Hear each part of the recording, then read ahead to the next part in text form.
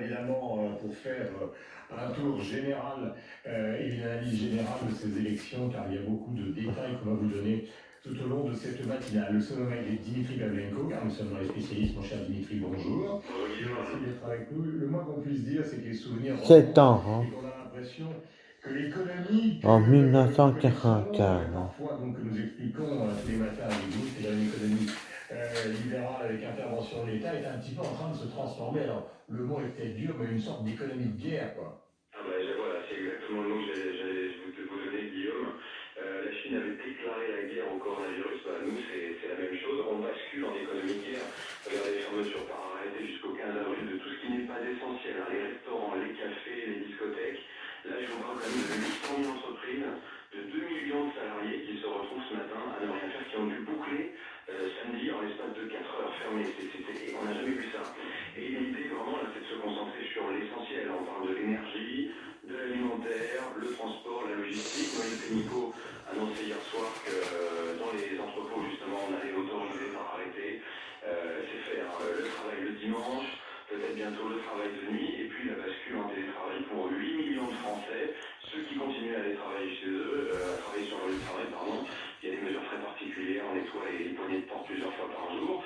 Vous avez des secteurs aussi où on se pose pas mal de questions, par exemple les transporteurs routiers.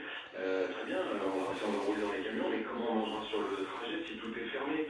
Dans les caisses dans les supermarchés, les caissiers se demandent, tiens, mais face à tous ces clients qui vont passer et défiler à la caisse pour faire le plein de courses, suis-je protégé? Est-ce qu'il faut porter des masques FFP2? Les livreurs de Deliveroo aussi, on leur donné consigne de livrer désormais les repas devant la porte des gens.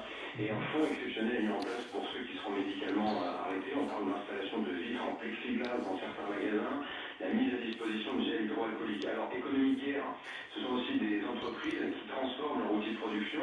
LVMH, par exemple, a annoncé hier mettre ses ressources, ses usines au service de la production massive de gel hydroalcoolique qui sera ensuite proposé gratuitement au pouvoir public, un peu comme Foxconn, hein, l'entreprise qui fabrique les iPhones en Chine. Après, S'était mise en quelques jours à produire des masques FFP2. papa, il s'est trompé. Nouveau cartable, contrôle, radar, photo. Et nous avons exercé une grande discipline. Après, septembre. 7 ans, Aujourd'hui, pour privilégier les usages liés au télétravail, et ça va affecter peut-être des services de divertissement comme Netflix, Google ou encore Facebook, et puis encore économie de guerre. 1944.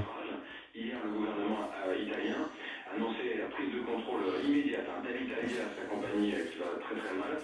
Et en France, on parle d'une recapitalisation en urgence d'Air France. Air France qui n'aura plus que quelques jours de trésorerie devant elle. Vous voyez, on est vraiment Guillaume dans l'économie de guerre. Dimitri, nous sommes en direct, brièvement, on retrouve Emmanuel Faure qui va faire un tour du monde de la situation. Il est évident que les économistes que nous sommes, je dis ça évidemment avec un peu d'humour, se posent cette question fondamentale, combien tout cela va coûter dans cette période de ralentissement phénoménal? Écoutez, j'ai une information pour vous, Guillaume. Bruno Le Maire devait tenir une conférence de presse ce matin à 8 heures où il devait dévoiler les contours de ce plan massif dont on parle depuis ce week-end, 30 à 40 milliards d'euros. Cette conférence de presse à 8 heures est annulée, déplacée à 10h30. Il se dit que c'est le chef de l'État ou le Premier ministre qui prendra la parole. Bruno Le Maire sera chargé du service après-vente. Alors ce plan, ce dont on sait, c'est qu'il y aura des mesures pour le chômage partiel. L'État va le prendre en charge à 100% pour tous les salariés qui ne pourront pas aller travailler, aussi pour les commerçants, 7 ans, les indépendants, pour tous ces artisans 2044. sans en avoir rien à faire. Un fonds de solidarité. Sur le chômage partiel, on a 120 Quelle 000 année demandes déjà. 2044. Mais ces 30 à 40 milliards, on peut déjà se demander si ça suffira. Les Allemands mettent 550 milliards d'euros sur la table, un quart du PIB de la France, c'est inédit depuis la Deuxième Guerre mondiale pour faire face à la crise, Guillaume. Merci Dimitri d'être intervenu. Nous passons à Emmanuel Faure pour faire maintenant. Emmanuel, bonjour. À l'état des lieux de l'épidémie dans le monde, en commençant par l'Europe, examinons donc très précisément les mesures prises par nos voisins. Eh bien, Guillaume, on a une Europe hélas à plusieurs vitesses, hélas, parce que ça n'aide pas à stopper le virus.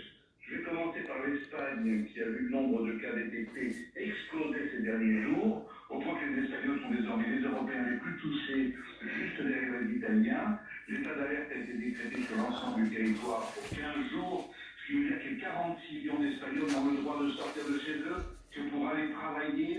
soigner ou acheter à manger. Une situation de confinement total qui est déjà celle des Italiens depuis une semaine et qui sera peut-être celle de la France dans les jours qui viennent. En Italie, où on a enregistré près de 400 morts au cours des dernières 24 heures, on commence à s'inquiéter du nombre de lits en réanimation, en particulier en Lombardie, Réunion, Milan et dans les Pouilles. En Allemagne, écoles, universités, crèches vont rester fermées à partir de ce lundi, exactement comme en France. Mais en plus, les Allemands bouclent leur territoire en fermant leurs frontières avec la France, avec la Suisse et avec l'Autriche, sauf pour les travailleurs transfrontaliers. Et puis, il y a enfin ce cas très singulier dans le vote britannique. Vous savez que le gouvernement de Boris Johnson avait opté pour la stratégie dite de l'immunité collective, c'est-à-dire qu'on autorise les rassemblements